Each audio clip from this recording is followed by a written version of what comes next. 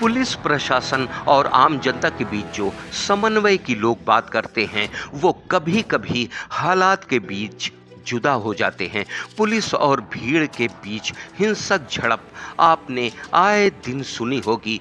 गलती किसकी है और किसकी नहीं है, ये तो प्रशासन और कोर्ट को ही तय करना है। लेकिन संभल में हुई हिंसक झड़प के बाद पुलिस और आम जनता के बीच एक दरार सी हो गई है और हम आशा करते हैं ये दरार जल्द ही भर जाएगी। लेकिन क्या आपको पता है कि ये पहली बार नहीं है जो संभल की जमीन आग की लपटों में झुलसी है।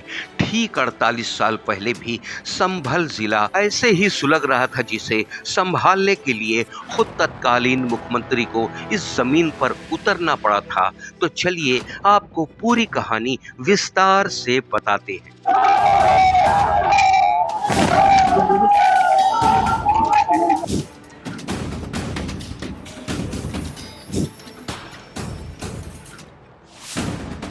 दिन था शनिवार, तारीख 28 फरवरी 1976 की वो सुबह जिसने संभल जिले को झुलसा कर रख दिया था। पश्चिमी यूपी के संभल जिले में सांप्रदायिक हिंसा फैल गई थी। शाही इमाम जामा मस्जिद के इमाम की हत्या के बाद शहर दंगे की चपेट में आ गया था। इमाम की हत्या दूसरे समुदाय के युवक ने की थी। इसके बाद हालात बेकाबू हो गए थे। शहर में आगजनी, तोड़फोड़ और बवाल शुरू हुआ था। हालात पर काबू पाने के लिए प्रशासन को कर्फ्यू लगाना पड़ा था। रविवार को हुई घटना के बाद फिर से वही मंजर यहाँ के बुजुर्गों की आंखों में घूम रहा है। वहीं चश्मदीदों की माने तो साल 1976 की 28 फरवरी की सुबह फजर की नमाज पढ़ने के लिए नमाजी शाही जामा मस्जिद पहुंचे। वहां मस्जिद के इमाम का खून से लथपथ शव मिलने के बाद सनसनी फैल गई। नमाजियों की भीड़ ने मौके से हत्या करने वाले आरोपी को पकड़ लिया।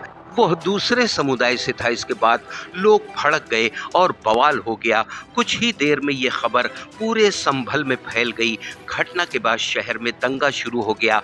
लोग आगजनी और तोड़फोड़ पर उतर आए। स्थिति को संभालने के लिए पुलिस प्रशासन के हाथ पांव फूल गए। हालात बेकाबू होने पर जिला प्रशासन ने शहर में कर्फ्यू घोषित कर दिया। लेकिन इस बीच रह रहकर हिंसात्मक घटनाएं होती रहीं। ये कर्फ्यू 1 महीने से ज्यादा समय तक लगा रहा।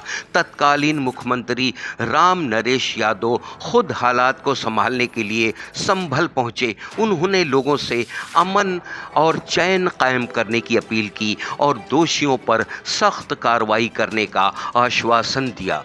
तब जाकर लोग शांत हुए। इसके बाद प्रशासन ने धीरे धीरे कर्फ्यू में ढील देना शुरू किया। करीब 1 महीना बाद शहर से पूरी तरह कर्फ्यू हटाया गया। उसी समय से सुरक्षा की दृष्टि से शाही जामा मस्जिद के बाहर पुलिस की तैनाती कर दी गई थी। लेकिन अब 48 साल बाद फिर से संभल में हालात बेकाबू हो गए।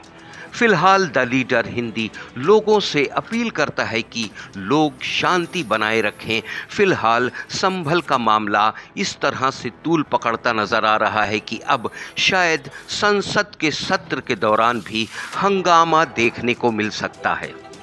Bureau report, the leader Hindi.